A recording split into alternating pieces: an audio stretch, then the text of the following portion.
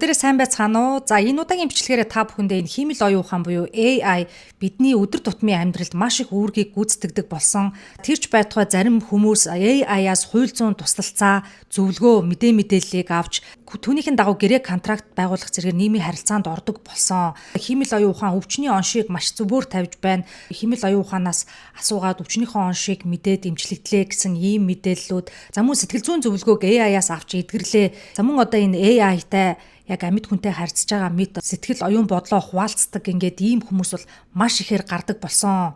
Тэгэд би саяхан нэг пост уншсан. Тэр нь ямар пост гэвэл за энэ яг энэ шудраг бус нийгмийн тогтолцоонд хүн бүрт одоо хууль шүүхийн өмнө эрхтэгч байж чадахгүй энэ нөхцөлд энэ AI буюу ChatGPT-гээс бараг хуульчид хандлаггүйгээр хуульчийн зөвлөгөө авсан нь бараг зөв шүү. За учир нь яагаад гэвэл энэ ChatGPT бол ямар ч хүнд захирагдахгүй гадны нөлөөнд автахгүйгээр шударгаар одоо таны талд яг жинхэнэ байж чадна гэсэн ийм агуулгатай ийм постыг бол би саяхан уншсан. Тэгээд тэр бол маш их олон хүмүүс тэгдэл бичээд маш их олон хүмүүс дэмжсэн, маш олон реакшн авсан байсан ийм пост байсан. Тэгэхээр яг AI үнэхээр таны амьдралд яг энэ нарийн мэрэгжлийн хуульч нарыг яг оруулж чадах за тэрч байтугай ийм эмнэлэг зүйн зөвлөгөө өгдөг мөн одоо сэтгэл зүйн зөвлөгөөг яг хэрхэн оновчтой хүргэж чаддгийм бэ? Үүнд яг бүрэн 100% итгэж болох юм уу үгүй юм уу? Үүнтэй холбогдуулаад яг ийм кейс ийм бодит хэрэгүүд маш олноороо болж байгаа. За тэгээд эдгээрийн талаар яг хуульч хүнийхээ хувьд яг өөрийнхөө бодлыг хуваалцахаар шийдлээ. Тэгээд бичлэгтэйгээ хамт байгаарай.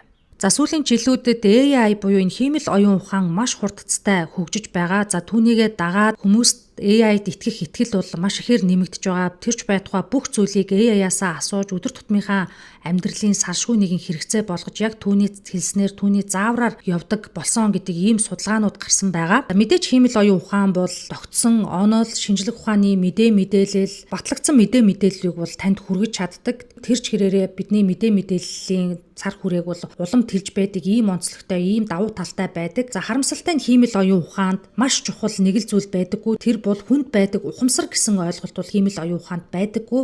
За ухамсар байхгүй, за хүнтэй адилхан сэтгэл хөдлөл бол хиймэл оюун ухаанд байдаггүй. Тэгэхээр түүнийгээ дагаад сэтгэл хөдлөл байхгүй учраас бидний одоо хиймэл оюун ухаанаас хүсээд байдаг амьд харилцааны түвшинд тантай хизээч харилцаж чаддаггүй гэсэн үг. За түрүүнд дурдсанчлан шинжлэх ухаанаар батлагдсан онол болон бусад төрлийн мэдээллийг бол танд бол хиймэл оюун ухаан хүргэж чадна.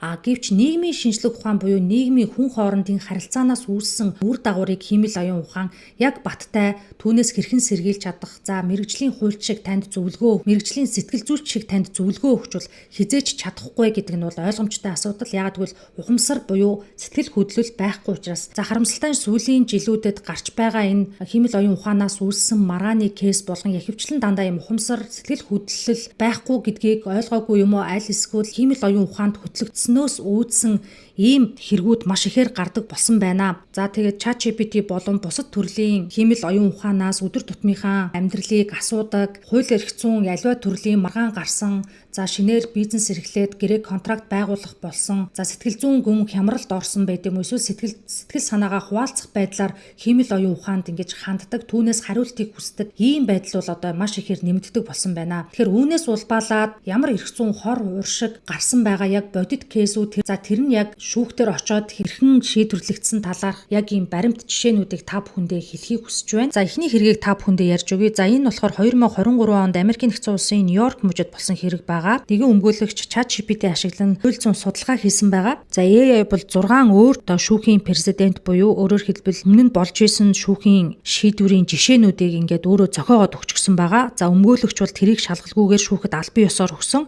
Гэтэл шүүгч тухайн шийдвэрүүдийг шалгахад одоо тийм хэрэгүүд бол огт болж байгаагүй. AI өөрөө зохиосон байсан нотлогдсон. За үүнийг бол бодит биш мэдээлэл зохиосон гэж үзэж одоо өмгөөлөгчөд хариуцлага тооцсон. За өмгөөлөгч бол 2023 оны 6 сард $5,000 одоо торгуулийг ногдуулсан. За шүүхийн шийдвэр дээр AI ашигласан тухай албан ёсоор бичигдсэн. За яагаад энэ ноцтой вэ гэвэл Америкийн нэгдсэн улсын шүүх нь бол одоо манай Монголын шүүхээс бол өөр явагддаг процесс нь. Тэгэхээр энэ бол за өмнө нь болж байсан хэрэг хэрхэн шийдвэрлэгдсэн яг дараагийн адил төрлийн одоо тим хэрэг гарвал яг өмнө нь болж исэн тэр хэрэгтэй адилхан одоо яг адилхан шийдвэр гаргадаг гэсэн үг. За энэ нь бол хүн бүр хууль шүүхийн өмнө эрхтэгч байх боломжийг олгож энэхүү шүүхийн президент буюу шүүхийн шийдвэрийг жишг болгож ингээ хүн бүрт хэрэгэлдэг гэсэн үг. За энэ үүний ач холбогдол нь бол хүн бүр хууль шүүхийн өмнө ижил тэгш боломжийг эдэлж ижил тэгш хэрэгээ шийдвэрлүүлэх ийм ач холбогдолтой байдаг. За хоёр өөр хэн нэгэн эрх мэдэлтэй албан тушаалтан за эсвэл жирийн одоо иргэн хүн хоёр яг адил хэрэгээр шүүхэд очлоо гэвэл тухайн өмнө нь яг тухайн хэрэгээр ямар шийдвэр гарсан яг л тэрэнд нь адилхан шийдвэр гаргана. Хүнд нь тааруулж өөрөөр шийдвэр гаргахгүй гэсэн үг. Тэгэхээр нэг бодлын Америкийн нэгдсэн улсын энэ шүүхийн президент буюу шүүхийн шийдвэрийг жишг болгож шийдвэрлэдэг энэ тогтолцоо нь бас их онцлогтой байдаг. Гэтэл одоо энэ AI бол одоо урд нь болж байгаагүй хэргийг жишг болгоод зохиогоод өөрөө гаргаад ирсэн гэсэн үг. Үүнээс болоод одоо өмгөөлөгч $5,000 торгуулсан. Энэ өмгөөлөгчийн хувьд бол энэ $5,000 асуудал бол чухал биш. За түүнээс илүү хор хохирол бол үнэт зүйлээ энэ өмгөөлөгч бол алдсан байдаг. За үйлчлүүлэгчээс үзүүлсэн итгэл байгаа. За мэрэгжлийн нийгэмд эзлэх нэр хүнд байгаа. За тэгээд хуульч хүний хувьд бол хамгийн чухал үнэт зүйл бол хүмүүсийн итгэл, мэрэгжлийн нэр хүнд байдаг. Тэгээд энэ бүх зүйлээ ганцхан ийм жижигхэн алдаанаас болоод ингээ алдсан ийм харамсалтай кейс гарсан юм байна. За дараагийн нэг жишээг хэлж өгье. За 2022 онд нэг хэрэглэгч Air Canada компани вебсайт дээрх чатботоос асуулт асуусан. За түүний асуулт нь бол тасалбар худалдаж аваад дараа нь буцааж болох уу гэсэн ийм энгийн асуулт байсан. За чатбот хариулахдаа тийм ээ дараа нь та refund буюу буцаан олголт авч болно гэсэн ийм мэдээлэл өгсөн. Хэрэглэгч бол AI-ийн хариултанд итгээд тасалбараа худалдаж авсан. Гэтэл дараа нь компани буцаалт хийх боломжгүй гэсэн. Хэрэглэгч бол тухайн хариултын улмаас одоо гомдол гаргаад шүүхэд гомдол гаргасан. За Канадын шүүх бол юу гэж шийдвэрлсэн бэ гэхээр компани буруутай гэж үзсэн. За яагаад гэхээр тухайн чатботын албан ёсны яг хариуцж байсан компани нь бол энэ Air Canada гэдэг компани яг байсан учраас хариуцагчийн одоо Air Canada гэж үзээд тухайн компаниг бол хариуцлага татсан ийм жишээ бол байна. Энэ хэргийн ач холбогдол нь бол компаниуд бол AI ашиглаж байгаа тохиолдолд хариуцлагаас зүгтэх боломжгүй гэдгийг юм харуулсан ийм жишг болж үлдснээр ийм онцлогтой ийм кейс болсон юм байна. За дараагийн жишээ байгаа. За 2023 онд Do Not Pay гэдэг компани AI lawyer буюу өөрөөр хэлбэл хиймэл оюун ухаанд хуульч гэж өөрсдөө бол сурталчилсан. Бидний хувьд ч гэсэн одоо ингээд сошиал платформуудыг ашиглахад яг ийм төрлийн сурталчилгаанууд бол маш ихээр за эрдгийг та бүгдээрээ мэдж байгаа. Тэгэхээр энэ AI lawyer гэд энэ өөрсдөө сурталчилсан сурталчилгаан зарим хэрэглэгч жинхэнэ одоо хуульч авахгүйгээр AI ашиглаж баримт бичиг одоо бэлтгэж болох юм байна гэж итгээд түүгээр одоо баримт бичгээ боловсруулж одоо бэлтгүүлсэн байгаа. За Америкийн нэгдсэн улсын зарим мужид одоо хуульчийн зөвшөөрлгүйгээр хууль зүйн туслалцаа үзүүлэхийг бол хоригддаг ийм хуультай. Зарим хуульчид болон зохицуулагч байгууллагууд Do Not Pay-г одоо ашиглаж эхэлсэн байгаа. За тэгээ энэ нь бол хүмүүсийг төөрөгдүүлж байж болзошгүй гэж үзсэн AI хуульч гэж нэрлэх нь одоо хуулийн хувьд ийм маргаантай асуудлыг өнөөдрийг хүртэл одоо ингээд дагуулад явж байгаа ийм бас мэдээлэл байна. За дараагийн маш чухал одоо ялангуяа бидний хувьд шүүхэд нэхэмжлэл гаргана гэдэг ойлголт байдаг. Ялангуяа иргэний эрх зүйн маргаанд бол одоо ингээд нэхэмжлэл гаргахаар болох юм бол заавал хуульчид ханддаг.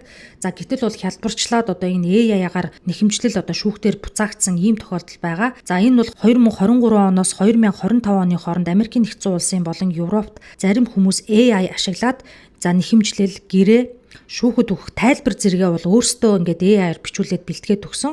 За тэгээ энэ дээрээс бол нийтлэг алдаа гарсан нь бол маш их буруу хуулийг гიშилсэн байдаг.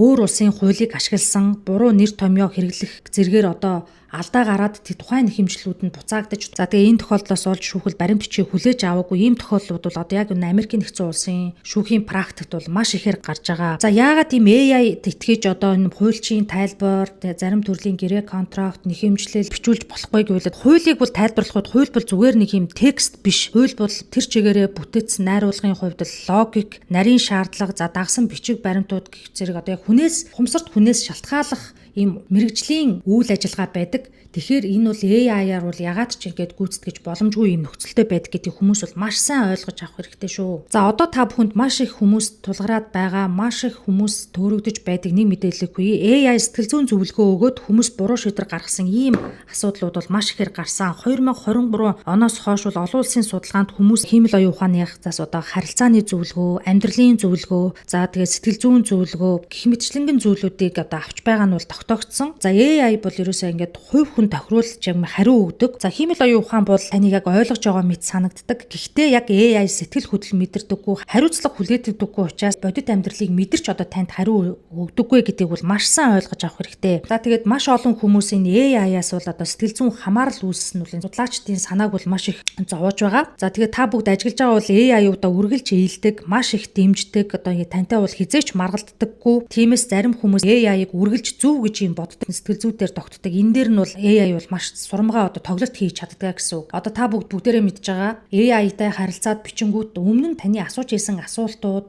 яг тэрэнд нь тааруулж юм хариултуудыг автоматарс өөрөө санаад тэгээд дараагийнхаа асуултанд тааруулаад програмчлагдсан юм байдаг. Тэгэхээр үүнд нь бол хууртаж болохгүй гэсэн үг. Тэгэхээр нэг төрлийн AI-ыг бол та өөрөө эзэмших ёстой болохоос AI бол хөтлөгдөж болохгүй гэсэн энэ том анхааруулгыг бол өгж байна гэсэн үг. За тэгээд энэ бас нэг мэдүүл зохиох нэг зүйл байгаа. AI яагаад одоо буруу зөвлөгөө өгдөг вэ гэдгийг одоо бас тайлбарлах нь зүйтэй болж таарна. Тэгэхээр энэ нэгдүгээрт AI одоо маргаанаас зайлсхийх байдлаар бол програмчлагдсан. Тиймээс заримдаа одоо хит зөвшөөрсөн буюу танд одоо юм ийдэг байдлаар татгалзахгүй юм хариу өгдөг байдлаар ийм зүйл өгдөгөө. За хоёрдугаар AI бол таны амьдрал хувь хүний чинь хувьд хинбэ гэдгийг бол мэдэх ямар ч боломж байхгүй. За таны эрүүл мэнд, гэр бүл, санхүү, сэтгэл зүйн байдал эдгээрийг бол AI ямар ч нөхцөлд мэдэх боломж байхгүй. Энийг зөвхөн таал өөрөө мэднэ. За зөвхөн AI-аас та ямар төрлийн мэдээлэл авч түүндээ цензуртай хандах вэ гэдгийг бол та зөвхөн хувь хүнийхээ хувьд өөрөө дүгнж шийдвэр гаргах ёстой. Дахин харуулж хэлмээр байна. Хүний сэтгэл зүй бол яг сэтгэл зүйн шинжилгээ ухаанаар аваад үзэх юм бол хүн өөрийн бодлыг одоо юм батлуулах хандлагатай байдаг. Тэгэхээр яг энэ AI бол яг өмнөх тантай харилцсан яриандаа тулгуурлаад таны бодлыг юм батлах юм хариу өгдөг болохоор одоо хүн бүр тийм AI-ийн хариулт бол юм таалагдах хандлагатай байдаг юм байна. Тийм учраас энэ AI-д бол төөрөгдөх сүүлийн жилүүдэд бол маш ихээр нэмэгдэж үүнтэй холбогдуулаад маш их хувь хүн болон хувь хүний сэтгэл зүйн холбоотой маргаанууд гарч байна. Тэрч байтугай AI гэж түүнд бүх амьдралаа даатгаад за тэгээд AI-ийн хариунаас болоод амиа хорлсон тохиолдолч сая Америкийн нэгдсэн улсад бол гараад өнгөрсөн байгаа. За тэгээд түрүүн онцолж дурдсан кейсүүд болсон үйл явдлууд бол хэцүү өндөр хөгжсөн, соёлын төлөвшчихсэн ийм орнуудад болсон жишээ. За тэгээд үүнийг бол хариуцлагыг хэн хүлээх яах вэ гэдэг нь тодорхой болоод хуульчлагдсан ийм орнууд дээр ингээд авж байгаа жишээнүүд. За харамсалтай нь Монголд бол яг одоо энэ AI-гаар зохицуулагдсан харилцаа бол маш хомс байгаа. За гэрээ бичүүлэх, хүрэгдэл бичүүлэх, маргаан шийдэх, амьдралын зөвлөгөө авах болсон одоо яг энэ нөхцөлд бол Монголын хууль тогтоомжийн хүрээнд шийдвэрлэх боломжгүй. Тэгэхээр ChatGPT юм уу бусад төрлийн энэ хиймэл оюун ухааны компанитай зарах үүсгээд ингээд явах боломж хомс. За Монголын хуулиар шийдвэрлэх боломжгүй. За эцсийн буруутан, эцсийн хариуцагч нь зөвхөн таал болж үлдэх учраас үүн дээр бол маш сайн хариуцлагатай хандах ёстой юм аа. За эцэст нь хуульчийн хувьд анхааруулж хэлэх хэдэн зүйл байна. AI-г ашиглаж болно. Гэхдээ AI зөвлөгөөн дээр шууд шийдвэр гаргаж болохгүй. Ялангуяа гэрээ хийх, за гэр бүлийн маргаанд оролцох, за шүүхэд хандах, бизнес эхлүүлэх, үл хөдлөх хөрөнгө худалдах зэрэг эдгээртэй холбоотой харилцаан дээр AI-гаас шууд зөвлөгөө авах нь эргээд танд маш том эрсдлийг авчрах ийм эрсдэлтэй. За ийм үед заавал мэрэгжлийн хуульч хүн нөхцөл байдлыг бүхэлд нь харж танд яг жинхэнэ зөвлөгөөг логикийн дагуу өгч чаддаг юм шүү гэдгийг онцолж хэлхийг хүсэж байна. За тэгээд AI таныг ойлгож байгаа мэт санагдаж болно. Гэхдээ AI таны өмнөөс хариуцлага хүлээхгүй. AI алдаа гарвал шүүхтэр AI биш та өөрөө очино. AI бол зөвхөн таны туслах гэдгийг бол санаж за түүнд хитрхи хөтлөгдөхгүй байхыг бол яг хуульч хүнийхээ хувьд анхааруулахыг хүсэж байна. За тэгээд дараагийн бичлэгээрээ миний хувьд бас нэгэн сонирхолтой мэдээллийг хүргэх болгоно. За тэгээд цаг алдалгүй миний бичлэгийг үзхийг хүсэх юм бол subscribe болон лайка дараарай. Дараагийн бичлэг хүртлээр түр баяртай. Lego voice. Turn up. Make a choice. They said stay quiet. Keep your colors in the lines. But I'm tired of the silence of rehearse. Approve replies. I've got words like open windows. Let the daylight in my chest. Every sentence that I publish is a heartbeat, is a test. This is my freedom. This is my choice. Speaking my truth as bougie little voice. I won't be faded. I won't avoid living my rights as bougie little voice.